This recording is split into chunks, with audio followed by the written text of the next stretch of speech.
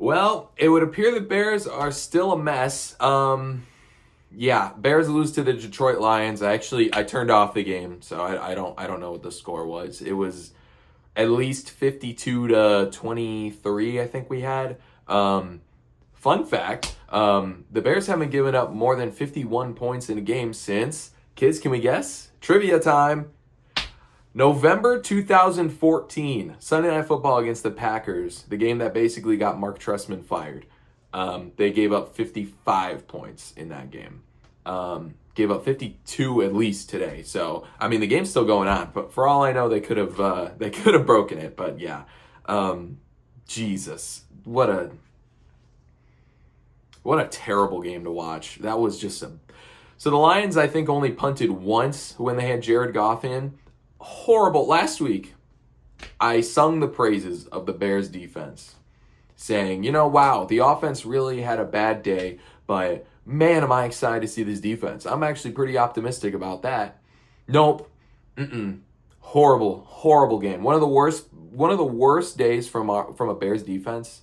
Literally the worst day for a Bears defense since 2014. That was 11 years ago. Think about how many bad Bears teams there have been since then. None of them let up more than 51 points in a game. The last time we let up 51 points in a game was 2022. That team won 3 games. So I don't love where this is headed. But, at least they have the excuse that Jalen Johnson and Kyler Gordon were both out. T.J. Edwards also got hurt. I believe Grady Jarrett was also playing with an injury of some kind. But my goodness, that was so bad. Kevin Byard had a horrible day. His worst game as a Bear, easily. Tremaine Edmonds was awful today as well. Tyreek Stevenson also had a terrible day. Probably his worst game as a Bear too. He's done nothing but get worse and worse since his rookie year. But at least the defense has an excuse. The offense was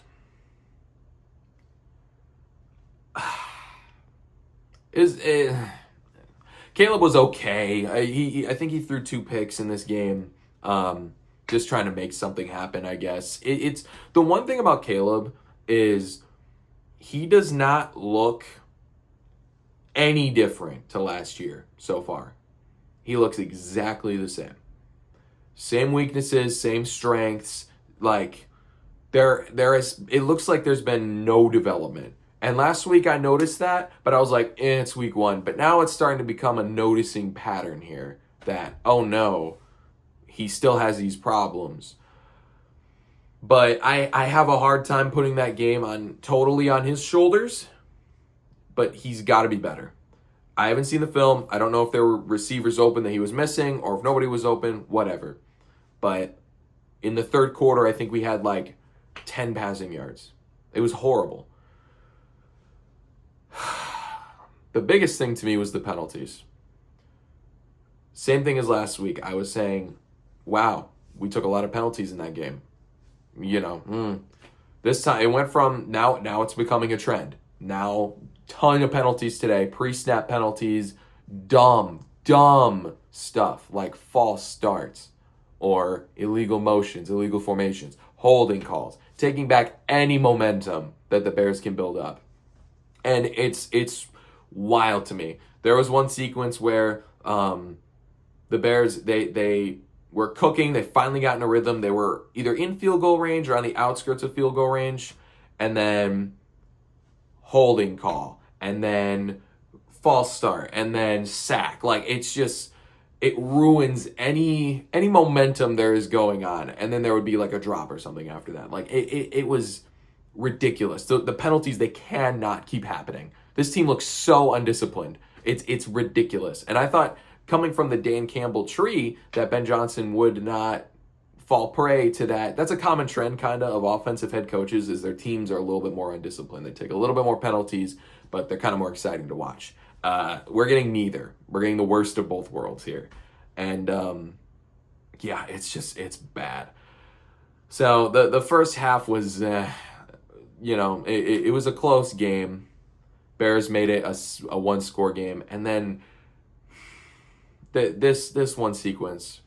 So the Lions are going downfield. They had like a minute. And they're just, like, the Bears could not stop them at all.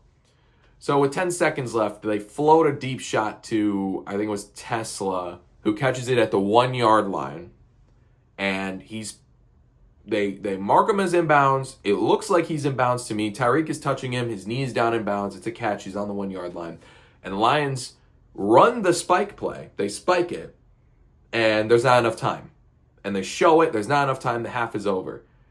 And then the refs decide to go back, mark Tesla as, they say he was out of bounds, actually.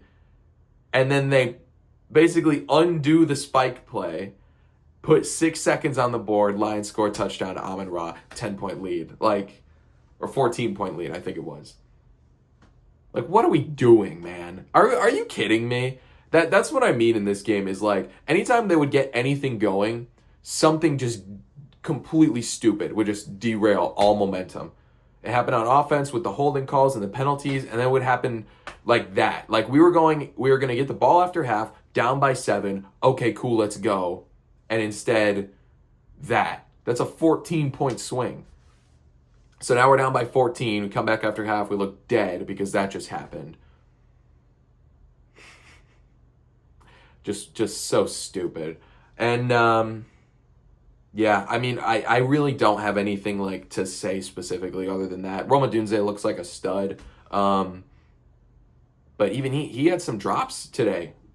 He never dropped things in college. And all of a sudden he gets to the league and now he's dropping. Like, he had 2 drops in a row on some really good Caleb throws. Like, Caleb, he's still showing things. I just want him to do it more consistently. Like, I see that it's there.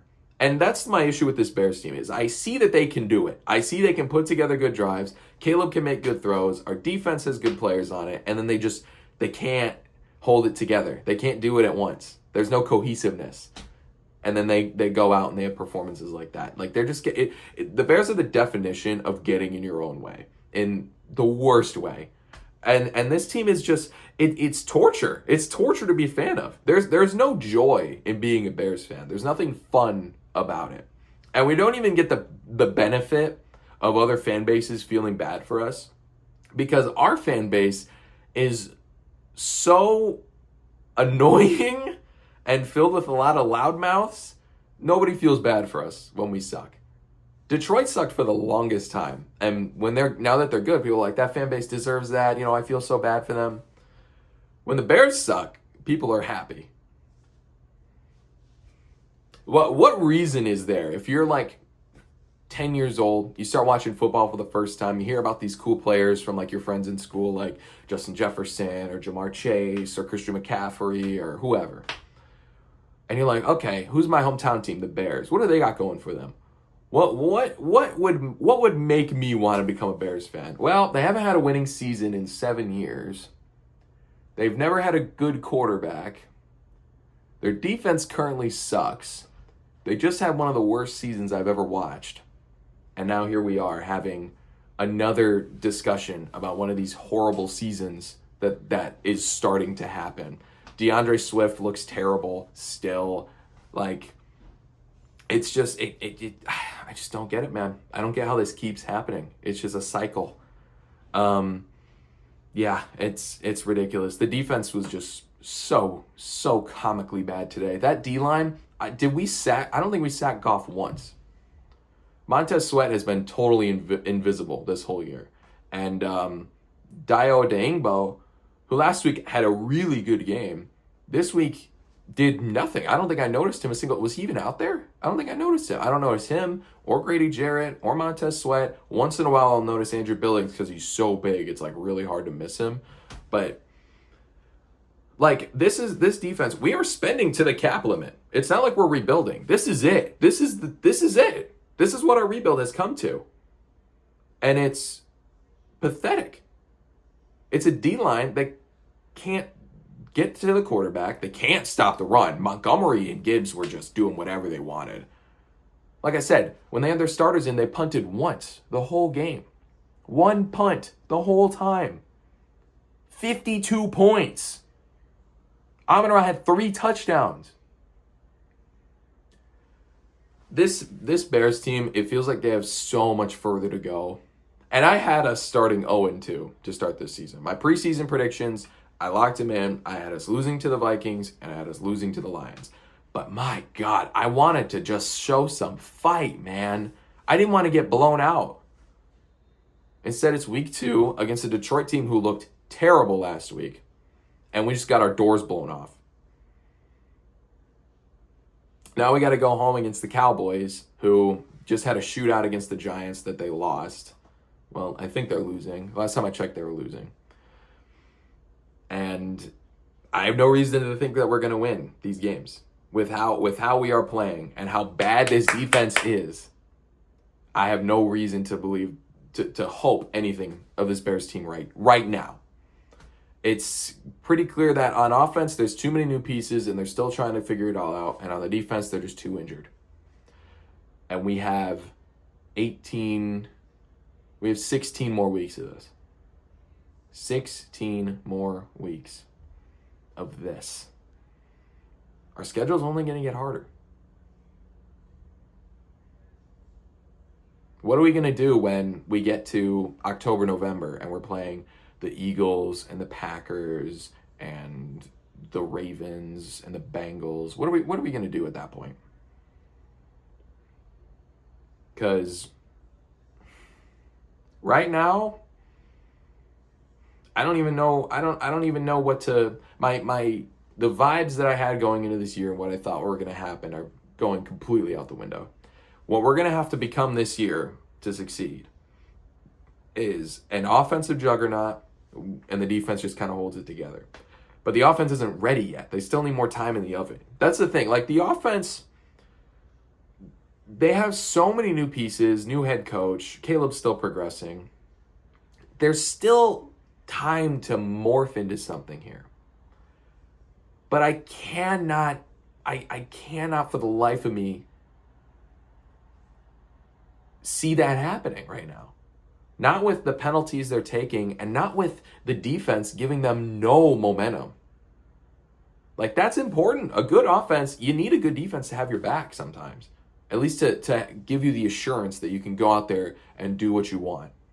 And that's not happening at all. So, yeah, I'm trying to remember other stuff that happened in this game. I really got nothing. I really like Odunze. Caleb looked okay. He looked fine. That's the thing, though, is he didn't look any different. I just wanted to see something different. And his deep ball is still an issue. We still have no run game. Our O-line is still figuring it out. And where is Colston Loveland and Cole Kmet? 2 tight end sets. We use a top 10 pick. And the whole point of this was that we were going to have these 2 tight end sets, right? And what's that? Did they even? I don't think any of our tight ends had a catch today. Top 10 pick. We could have taken a running back. We could have taken an offensive lineman. We could have taken somebody for the defensive line to help us out. And when you go and you take a tight end like that you don't necessarily need, it's a luxury. You have to use him. You have to do well with that. Otherwise, it makes no sense. So yeah, I'm not. That sucked. That game sucked. I really hope that these first few weeks are just like an outlier, or they're still trying to figure it out, whatever. But if we get to like week 4, week 5, and we're still looking like this, and we still haven't won any games, I have no reason to believe that this Bears team will ever amount to anything under this current regime of Ryan Poles. Because he's the one that built this roster. He's the one. We're spending to the cap limit here, guys. This is it. This team is supposed to be competitive. We have no money left. Like, when you spend all that, you're trying to be good. If this team isn't at least 500 level, then what are we even doing? Why did we extend him if this is what he's building? And it's a team that's very mentally weak. They give up super easily once momentum slides. They cannot, in the face of adversity, fight back. And that's the whole point of this Bears roster, was Ryan Poles said that he was scouting guys for personality. And where has that been? Where has passing on certain guys, like he passed on Jalen Carter, to bring in guys with that better fit the culture, better culture fit? Where is that culture? What is the Bears culture? What's the Bears identity? When you are, this is what, his 4th season as GM, and you still don't know the answer to that question, you've done a bad job.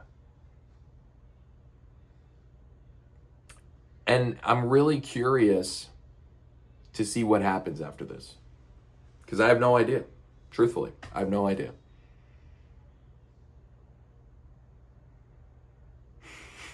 Man. We traded up for Tyrique Stevenson, by the way. That's another thing. He traded up to get him.